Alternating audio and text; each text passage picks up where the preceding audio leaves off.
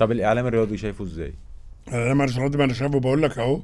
يعني الكابتن شوبير، مم. يعني اولاد عمل الاعلام ده كان فايز الزمر بالمناسبه، اه مش شوبير. اولاد عمل برنامج فايز كانت الزمر. القناه التانية اعتقد. كويس. اما تبقى راجل بقى كبير كده ومحترم وانت نجم الاعلام الاول، المفروض انت اللي تهدي الناس. مم. لا سيما وانت مدرك ان في واحد بيغني بالليل غنوه وينام يصحى يلاقي نفسه مشهور. مم. فانت يوتيوبر النهارده ممكن يمسكك انت ومين يطلع. ليه؟ مم. ليه انا نفسي الاعلام طبعا مش عاجبني خالص. خالص مين خالص. بيعجبك؟ طب بلاش اقول لك مين ما بيعجبكش، مين بيعجبك في الاعلام الرياضي؟ حتحوت، مم. كان ابراهيم. مم. فايق ولا عبد الجواد؟ لا عبد الجواد بحبه جدا. مم. ابراهيم فايق كنت بحبه جدا، بس بقى ليه عليه مآخذ برضه. مم. ما هو برضه عمل النمره بتاعت ما تبقاش وطني. طب ما عملش ليه النمره دي لما شاف عبد المنعم قال ولا فلان ساعة ولا ميدو علان؟ قصدك؟ وبعت له على فكره. مم. يعني ما سكتلوش. انا بعتبره من ولادي، رغم ان ده ابراهيم انا طلبته مره من دبي وطلبت نمرته عشان احييه انه حد زعله على هوا فرد عليه وما خافش. قلت له انت متربى على طبليه ابوك وجدع، ما اعرفش ايه اللي بيجراله. يعني ما اعتقدش ان دي وجهه نظره، لانها لو وجهه نظر خلي نفس المسطره واحده بقى. لما حد يعمل كده يطلع عينه. ولا ده يجوا الناس يقول لك بس مش عايز الاهلاويه يزعلوا، بس انا مش عايز ايه يا عم يزعلوا. طب ما انا دلوقتي يزعلوا، ما دلوقتي انت فاكر لما انا اطلع انا وانت انا مش هتشتم ما تشتم، ما بيفرقش معاك. ولا اليوم هي الازمه دوشات لجان الالكترونيه زي ولا بتخاف من فكره انه ده ياثر على شغلك؟ ولا ياثر، وانا بناقص الشغل يا سيدي. انت المفروض تبقى راجل جدع. ده انا بقول لك حييته لانه راجل جدع. اثر على شغله ازاي يعني؟ ايا كان لا ولا اي حاجه. ولو اثر ياثر.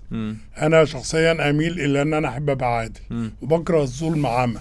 واللي بشوفه ده ظلم، حتى سيبك من الزمالك والاهلي. ممكن تشرح لي ليه بقيه الانديه بتلعب الساعه 2:30 وانا لا؟ صح. الزمالك والاهلي لا. صح بيسيحوا في الشمس.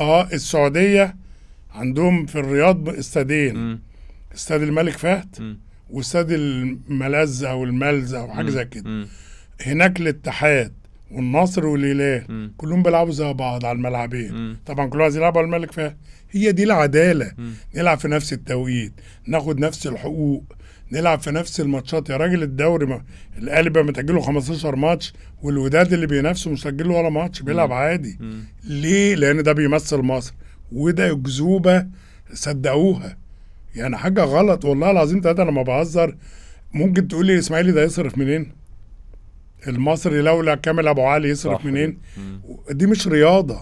المفروض الدوله يا اما دي انديه الدوله تعملوا لهم الرعاة، ولا حتى الرعاة مثلا الحكوميين. ما في شركات تابعه الحكومه ترعى النوادي دي عشان يبقى عندهم اقل اللي يصرف على لعيبته. انما انت عايز يا دوبك يجيب لعيب ب4 جنيه، وانت تجيب لعيب تديله 4 مليون دولار و15، وعايز هو يكسبك. مستحيل. وهو يلعب الدور ويطلع عينه وانت ما تلعبش. لا طب ما حتى السنه دي اللي قالوا مفيش تاجيل، بيراميدز جه من بره لعب ماتش والاهلي ما لعبش برضه. استنى وليه ما اعرفش؟ ما كان بيلعب باتشوكا ده واتغلب. كان نزل لعب عادي. لا، فهي عدم العداله والفساد بيضحك الناس علينا. اقسم بالله البرامج بتاعت الخليج اقسم بالله بيضحكوا علينا. برامج الرياضه ممكن ابعت لك 100 برنامج واكيد انت بتتابع. يعني بقينا اضحوك. مصر يا جماعه، مصر اللي كانت بتلعب كوره قبل ما الناس كلها تفهم يعني ايه كوره، اللي انا مؤسسين الاتحاد الافريقي. هل هذا يقبل؟ ان انا بعد العمر ده كله، بعد الفار والبتاع، بقول لك زمان كان بيبقى في 3 مغطين يقول لك ما خدتش بالي سرحت. طب انت واقف ليه يا عم الحكم؟ لا حاجه مش لطيفه يعني.